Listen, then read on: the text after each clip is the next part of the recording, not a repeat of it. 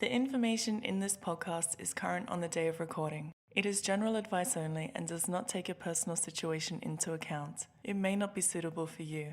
Participants in this podcast may also own the stocks discussed. For a full list of current recommendations and stocks owned by staff, members of Intelligent Investor can visit www.intelligentinvestor.com.au.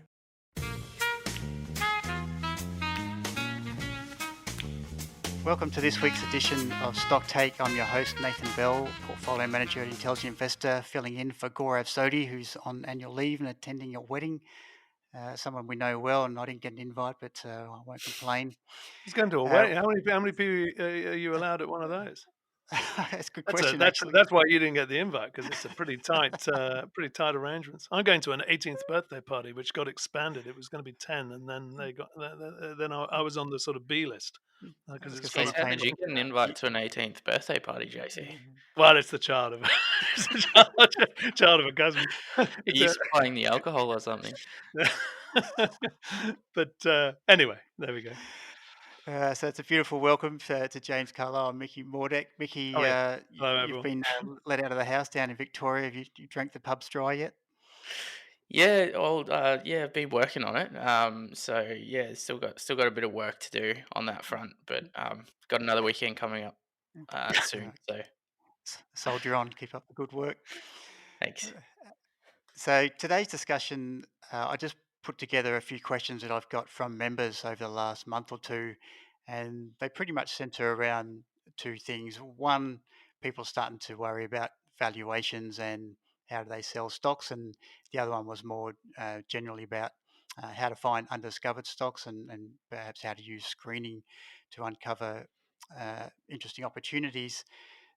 This morning or overnight, Jeremy Grantham published, actually, it was one of his colleagues at GMO, his firm, published a PDF and basically saying today rhymes with 1999, and they produced a number of charts and just showed how close things looked to 1999. There was very many similarities, which I won't go into, but it might be worth your trouble if you've not already signed up to GMO's emails, just to have a quick look and to see where he thinks there is value and where there's no value. So GMO is fairly famous for providing these 7-year forecasts for different sectors, for bonds and for stocks in different areas, emerging markets in the US, for example. But last night, I think this has been coming anyway, but they said they're finally ready to tell you just to get out and wait for better value, although they say emerging markets are very cheap. So that's a nice segue into the first question, which was from a member and says, "Tell me how to sell shares with 4 exclamation marks. I just can't bring myself to do it, and yet I know I have some holdings I should lighten or get rid of. I think this is the most value investors' problems. It's easy-ish to buy cheap, unloved and undervalued stocks, but it's so hard to sell right. JC, how do you get the sell decision right?" Well, my advice is always to focus on the buy decision, and by focusing on what you want to buy, that generally tells you what you want to sell. Because if you want to buy something, you got to find the money from somewhere. So it's always a case of you find an opportunity you really want to buy that you want in your portfolio more than what's already there, and so you've got to sell your least desirable holding to get the money to do that. Of course, that presumes that you're keeping the portfolio at roughly the same sort of size. If you want to raise cash, then how much cash to hold is, I suppose, a separate question. What do you think in terms of when people are I think we just assume that people are looking at valuation and thinking that's the reason they want to sell. Yet, if you looked at valuations probably even 3 or 4 years ago for the great businesses, they looked expensive then, and they just essentially the price to earnings ratios have gone up from what historically used to be, say, 20 times to 45 times or even 50 times now. In the case of Domino's, is it the right thing to be thinking about selling these companies, or should people just be trying to hold them because they're great businesses regardless of valuation? Well, yeah. I mean, I suppose again, if it comes back to if you've got Domino's in your portfolio on a P, let's say, of 50 times, and you've got something, a really good opportunity you want to buy on a P of 20, or that you just think is a better opportunity than that on a P of 50, then I think it's fine to sell it. I'm not really a believer in never sell sort of stocks. So sometimes when valuations get extreme, then I mean I tend to have a sort of a collection of holdings in my portfolio that I'm just happy with for the long term, really, high quality companies. And I suppose what happens is, um, as they go up and the multiple expands, I'll take a bit of profit, and if they come back, then I'll buy a bit more of them. And the ones I'm buying more of at any point in time tend to be the ones I think are cheaper, and the ones I'm taking profits from at any point in time tend to be the ones that are a bit more expensive. But if I really like a company, then it does tend to stay in my portfolio one way or another, although at maybe slightly reduced weightings if it gets very expensive. Mickey, what are you doing at the moment, mate? Are you trying to target or build up cash because valuations are high, or are you sticking with the companies you've got? No, no, I'm pretty much fully invested personally in my personal account. I think just my disposition is generally just towards always being invested, and I just like I like to be invested, and as long as I can find stocks that I think can double over, say, the next 5 years, then I'm pretty happy to put my money in them. So, I don't generally run with a lot of cash, and I think it's also just like my personal situation where I'm getting an income from working, and so I'm just trying to build up, my capital base basically, and so and I think so from my perspective, I'm happy to be invested, and I still think there's plenty of opportunities, that you can find that can do well from here. So yeah, and I think also personally, I'm actually probably more scared of cash in some ways, given what's going on with fiscal stimulus and all the central bank activity and things like that. So um, I yeah, so think I think it's just a personal thing, and I'm kind of more comfortable being invested. And I mean, markets rise most of the time, so you kind of you generally cash is a drag over the long term. So I think that's a crucial point, but it's important to sort of see it again in what you said about personal circumstances. So you're in a different position from me because I have a mortgage. So effectively, everything, if I sold my entire portfolio now, I'd still have a small mortgage. Um, uh, so effectively, everything I own is backed by money borrowed at whatever it is, 4 or 5%. So I can get a risk-free pre-tax return of something like 6% by selling things, which is better than, I mean, if most people, if they have cash sitting on the side, are getting 1%. So that's a huge difference right there. mm, Um, and so that makes the decision about how big a portfolio. So I effectively have a line of credit on my house, and so my portfolio can expand as I think there are more opportunities, obviously, that I think can earn me better than that 6%, adjusted for the risk. But as things get a bit more hairy, which I would say that we'll come on to it later, I think, but might include now, I would so when everything's looking very attractive, I might be prepared to borrow a bit more. But when everything's not looking so attractive, I'm not I'm not so inclined to borrow money to buy shares, basically. I think one of the big differences between mm, us and a lot of our members is a lot of our members don't have to pay a lot of tax. They're retirees, and we're still working and still have a paycheck. So I know just from some of the stocks I bought in March at these crazy low prices, they bounced a great deal. And even if I wanted to raise a bit of cash at the moment, I'd have to pay the full whack of tax on them, which would be probably at least 40%. Because I don't get the 12-month capital gains discount, and it goes on top of my intelligent investor salary. So there's really no point to me selling them, because if I do the maths and say, look, if the share price had fallen by 40%, then I'd actually be a huge buyer of those stocks. I'd be really excited. So there's actually not much point to me selling them. I just have to sit there and hold them, even if I had a mm, really strong view that the market was going to fall, which is another conversation entirely. But I do think we do reach these periods of extremes.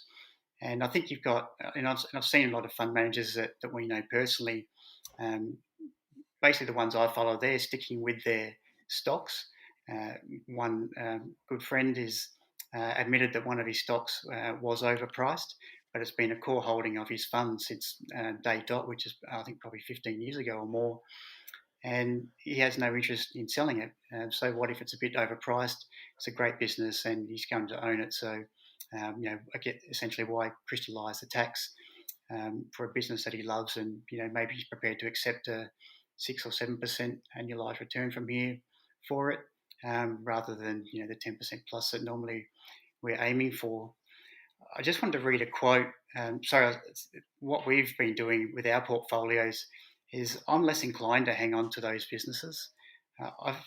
When I first rejoined Intelligent Investor a couple of years ago now, I remember looking at ResMed and just always liked the business, and it was trading at I feel like it was like 23 or 24 times earnings, and historically that's still a very high multiple even for a great business.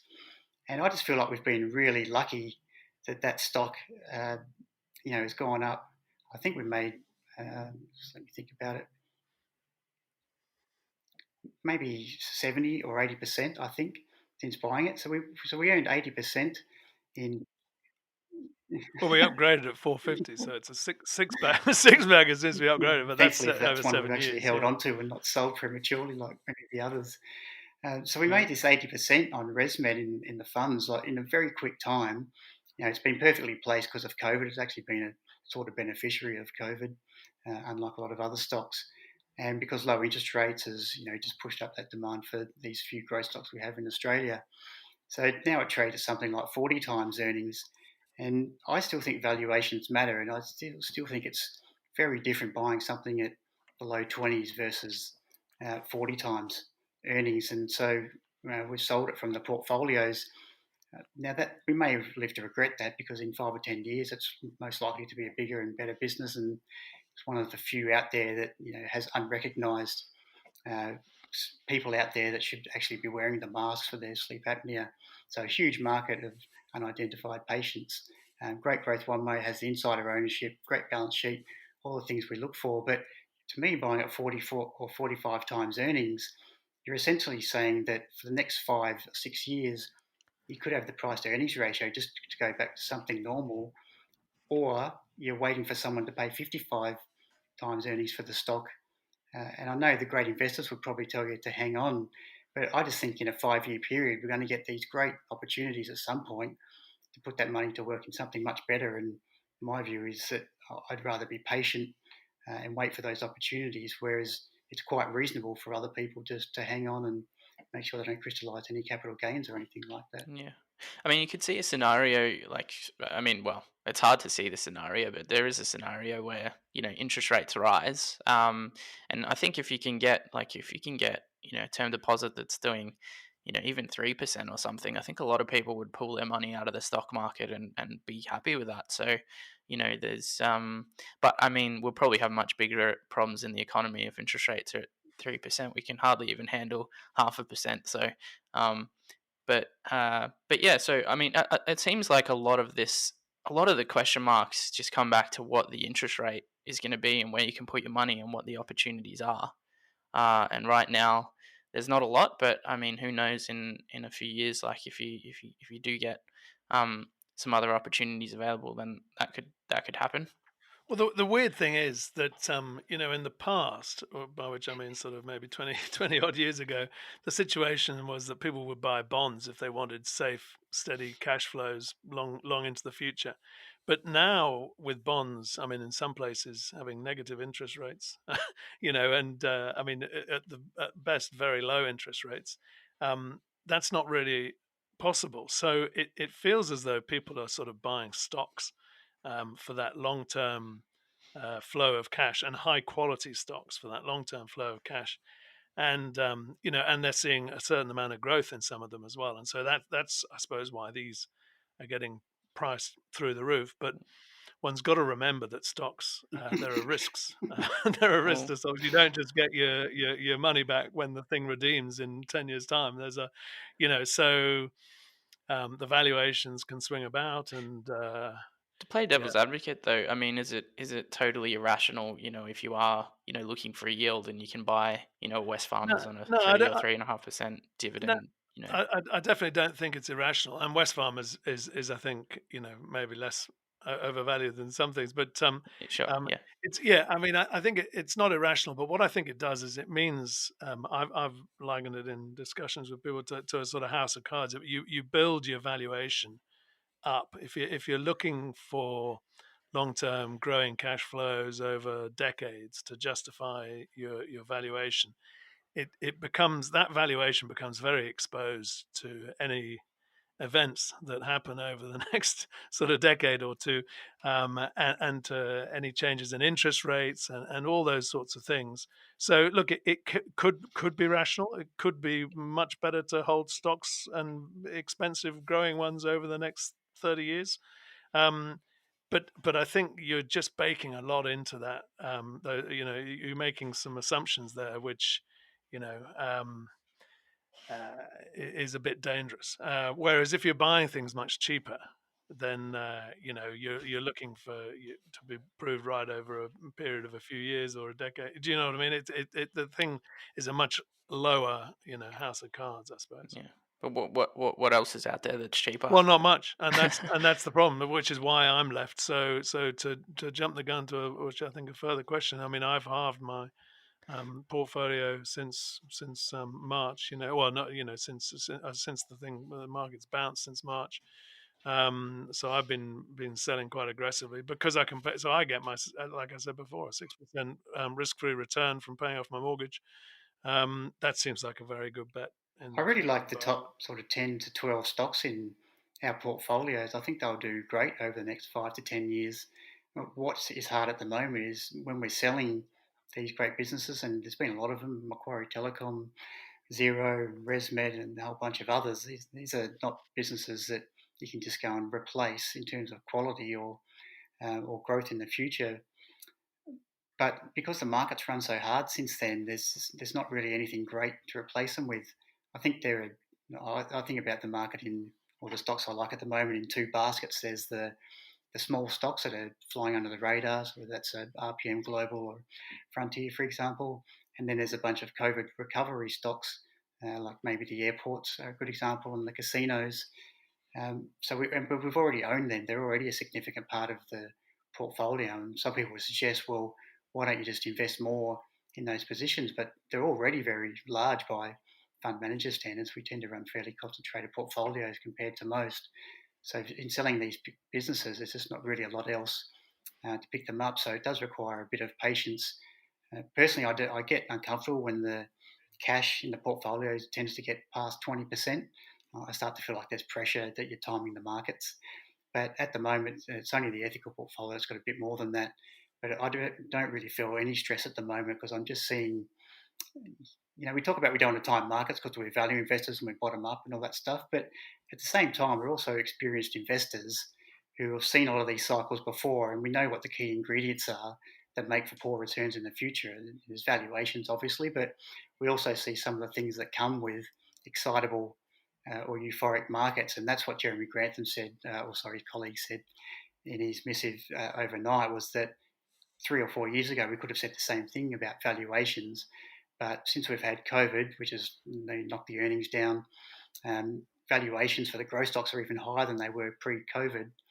But what's changed now is you're starting to see all these IPOs flooding out, all these copycat stocks or businesses. You just look at the buy now, pay later. There's another half a dozen afterpays chasing the same market now, and even afterpay hasn't really proven itself yet.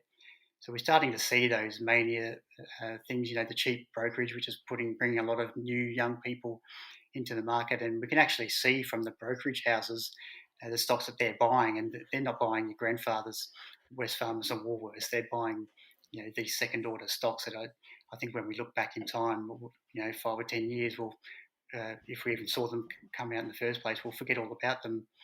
There'll be very few winners out of this period. So I actually don't mind holding the cash.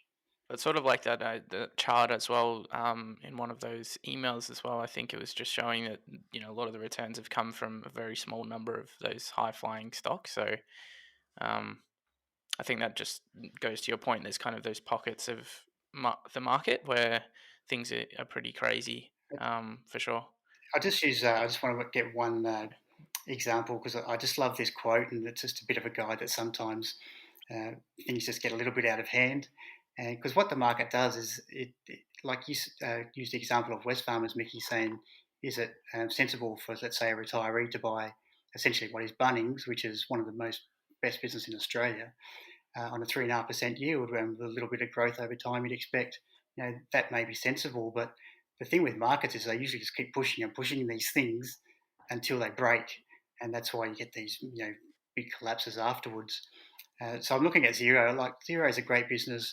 We all know it pretty well these days. You rarely find a business where the customers are so happy about it, and also the investors in it are just as enthusiastic, and there's plenty of growth and lots of opportunities in front of it. But at the moment, it trades at 24 times revenue. That's not earnings, that's revenue. So I just want to read out this quote back from or after the tech wreck, essentially, just because I just love going through it. Sometimes a quote can actually just sum up a whole period, and and this is why GMO is saying that the current situation rhymes with 99. Anyway, this guy called Scott McNealy was the CEO of Sun Microsystems, one of the darlings of that bubble. At its peak, his stock hit valuation of 10 times revenues. So remember, we're talking about multiples of that 10 times revenues in the current environment. Even though some of these software businesses are actually better than Sun Microsystems, which was a bit of a hardware company as well. Anyway, he said a couple of years afterward, he had this to say about that time. At 10 times revenues, to give you a 10-year payback, I have to pay you 100% of revenues for 10 straight years in dividends.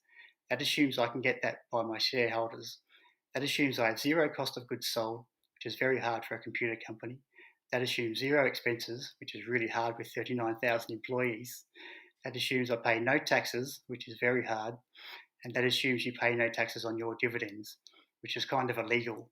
And that assumes with zero research and development costs for the next 10 years, I can maintain the current revenue run rate. Now, having done that, would any of you like to buy my stock at $64? Do you realise how ridiculous those basic assumptions are? You don't need any transparency. You don't need any footnotes. What were you thinking? I'm sure there's a lot of people that are going to be saying the same things about this period, but I don't think it's necessarily about Google and Facebook and these highly profitable leaders that we know about. And for me, it's going to be more those pretender companies coming behind them. One thing as well that I've found interesting is everyone's willing to pay for these software businesses because, really good economics, and they, network effects, capital light, they keep the customers forever. But I mean, I just wonder, is there going to be something that comes along to disrupt some of these companies that we just can't even think of right now? We're paying for 20 years, 30 years in advance. Who knows what's going to happen in 10 years in terms of the technology. So, I mean, yeah, I think there's risks there Even, as well. It's hard to see what they might be, but that's what the nature of disruption is. Sometimes you don't see it coming, and it can happen. So, Well, Buffett used to say that newspapers were the best business on the planet, didn't he? And that's a good example. I think in the 1980s, you wouldn't have imagined that they'd be replaced so comprehensively within 20 years.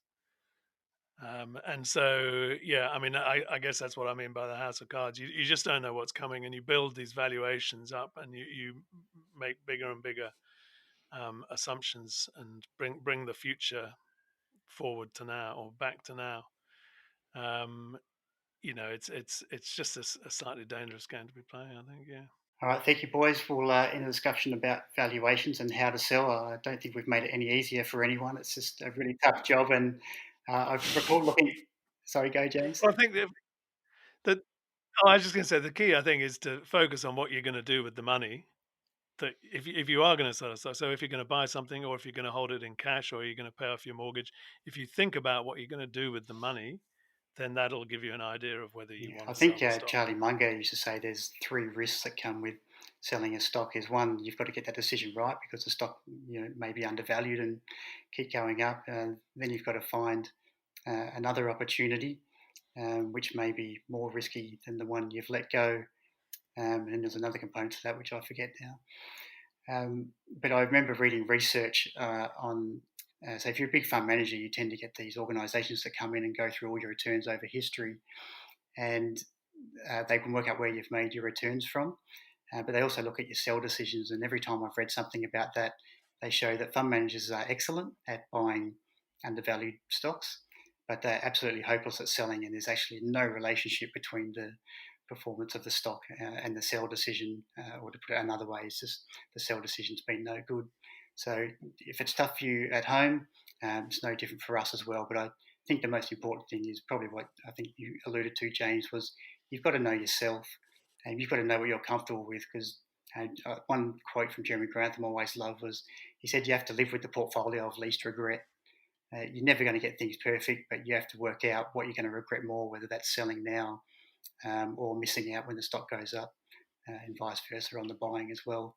So know yourself and try and prepare your portfolio for your emotions. If you need a bit of cash to sleep at night, well, that's absolutely fine. Others don't. It's about knowing yourself. All right, so this last part is really about how to find opportunities. And I'll just read out the question from our member.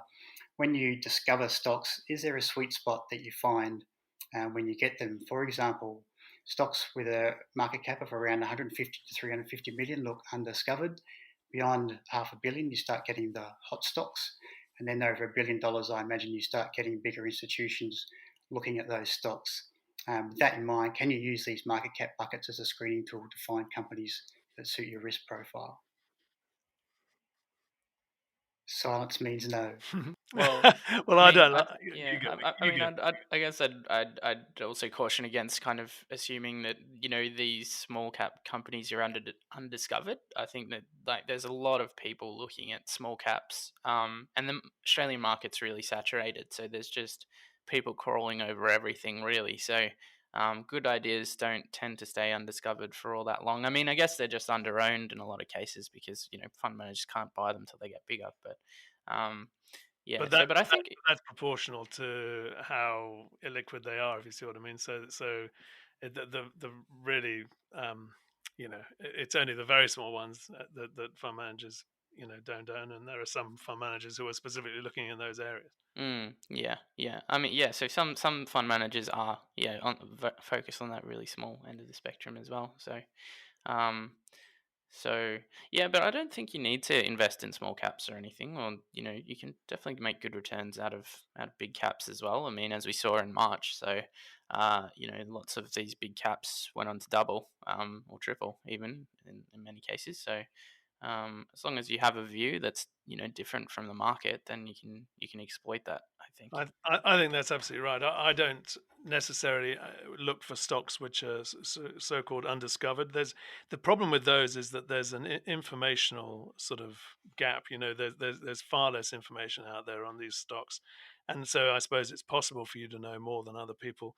But knowing more about stocks than other people isn't really where I see my advantage personally. I don't think it's where we particularly have an advantage either. There's a lot of people out there crawling over stocks. I think that the advantage is in processing that information better and thinking long term and understanding what are the qualities that will position a company well for the long term. Um, and you can have that in a company that's worth tens of billions of dollars. The market is frequently processes the information wrong, so I don't think you've got to be just looking for stocks where you think you have an informational edge, where they're undiscovered or whatever. The following question was, do you know a good way to screen for free cash flow on the ASX? But I thought I'd just ask you more broadly, do you use screening at all? And if not, why not? And what are other ways that you actually find opportunities? Well, I don't really use screens now, because the problem with screens is they just find what you're looking for, you know, and which may be the purpose, but there's always a reason why free cash flow should be high or should be low. There may be a business. I suppose you can find free cash flow, and then you've got to go and have a good look at it, and see whether last year there was a particular cash inflow for something or whatever, something distorting it. But I think you can start from you can find that from a good business will generate good free cash flow. So I tend to look around, and it's just a question of reading a lot, and going through a lot of sources, trying to find good businesses. And if you find what appears to be a good business, then what tends to happen is you look at the numbers and you find that it generates pretty good free cash flow. So I tend to go that way at it. If you look, the classic one is to screen for sort of low PEs and high return on equity. Um, but you end up finding a lot of companies with distortions that are suddenly going to hit a brick wall because, and that's why they're on a low PE. It's hard to get ahead of the market with that sort of thing, I think. Yeah, I don't think I've ever done well out of a stock I found on a screener. Or I can't think of any occasions. I don't really use them anymore either. I mean, it's not to say you can't, use them. And they might be a good way to find certain things. But yeah, I mean, I reckon there's, it's you just got to keep your eyes out, keep your eyes peeled for, read fund manager letters and read, the news and articles, and I think even just uh, you know, sometimes occasionally just looking at random companies or just picking up a calendar and seeing what AGMs are coming up and just go, I'm going to check out what does that company do and just take 5 minutes to have a quick look at it. And also the conferences as well, they're really useful. You get across a lot of stories that way, and you can get to see 5 or 10 ideas in a couple of hours, and that can be a good way to source ideas as well. So I find that's more useful than kind of screening for metrics and I stuff. think our three, at least at one time, our three largest holdings in the growth portfolio didn't make a profit or didn't report a profit. And to me, that's a perfect example of why screening lets you down. So if we take Frontier Digital, for example, it's essentially a house for investment stakes in a whole bunch of businesses. So the accounting is a complete mess because there's some controlled holdings, so over 50%, where all the accounts are incorporated into Frontier's accounts. But then you've got all these other holdings which get reported completely different. And there's the value of those underlying businesses doesn't show up absolutely at all in the accounts of Frontier. And I think the market tends to like simple stories. So they like to see a nice earnings per share chart going up each year, and the longer the period, the better. And Frontier just doesn't have that yet.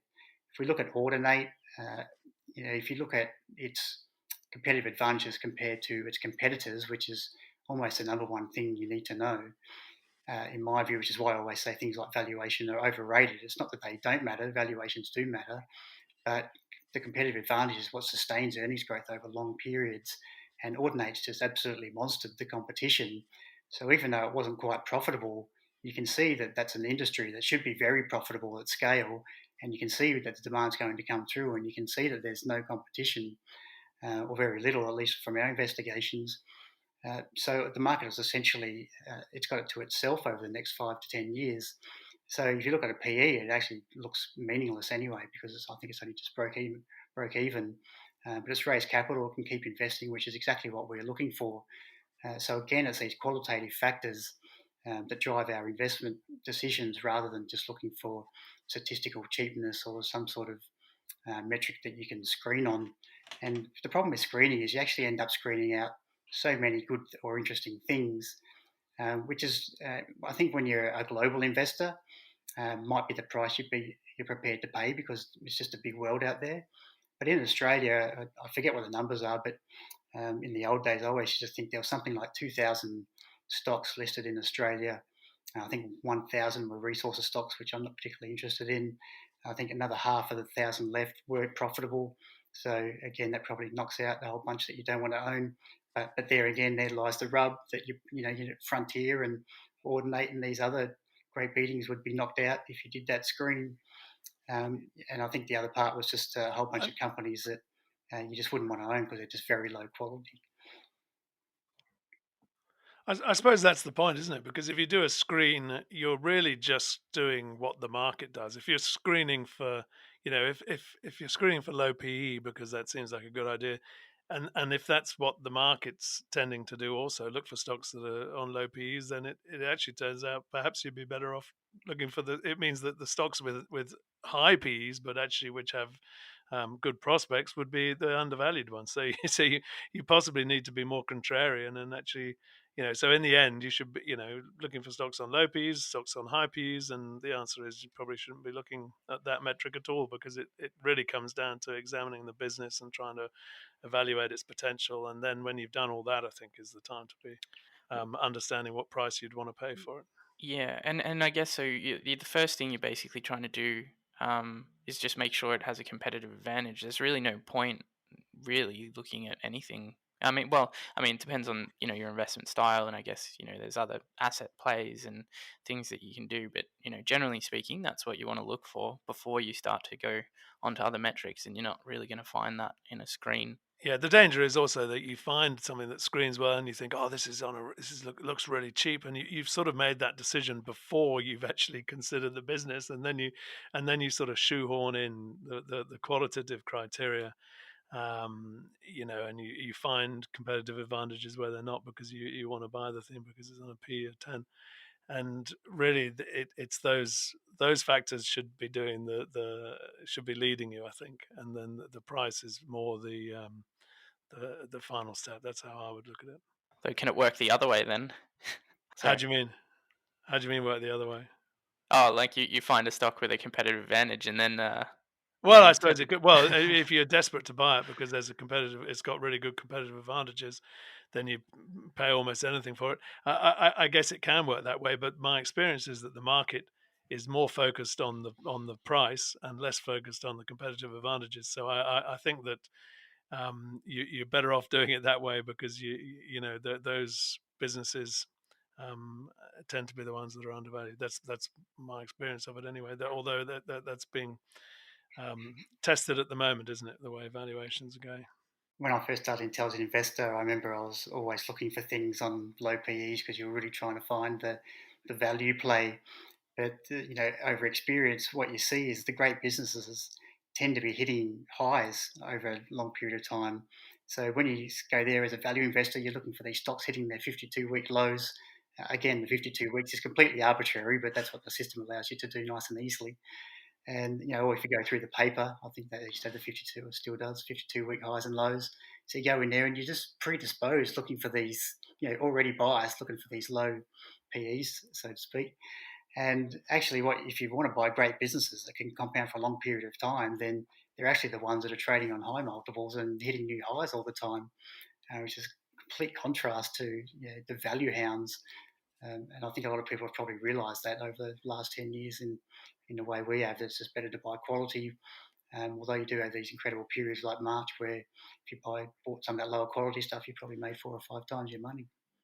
So if you think about those businesses that are on 52-week lows as well, they're probably dealing with so many issues, and you're just always in this position. I learned this with Thorn, where you're kind of just always thinking about these questions that are unanswerable, and you just don't have the information to make a decision on them, and you just kind of you constantly pondering and thinking about it from a million different ways, spending so much time on these things, when you could just buy a good business and not have to worry about it. You just don't have to worry about those things. I mean, you keep an eye on things and make sure that things are still ticking over, but you don't have to worry about is this business going to go bankrupt, or is is What's it going to management lose going to do? it? What's the board going to Um, do? What decisions are they going to make?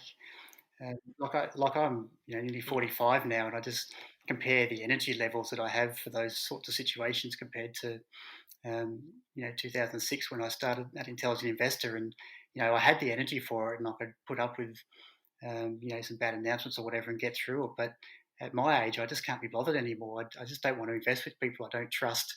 It can be hard enough getting the good businesses right. I want the surprises to be good ones, because I just don't want to have to cope with 3 or 4 turnarounds that take longer and are harder, and probably only 1 or 2 of them will work at best anyway. All right. Well, I think the silence means it's a good time to end. Thank you very much, Mickey. Thank you, James. I hope you I hope you enjoyed Pleasure. this. thanks. I hope it made some sense to someone.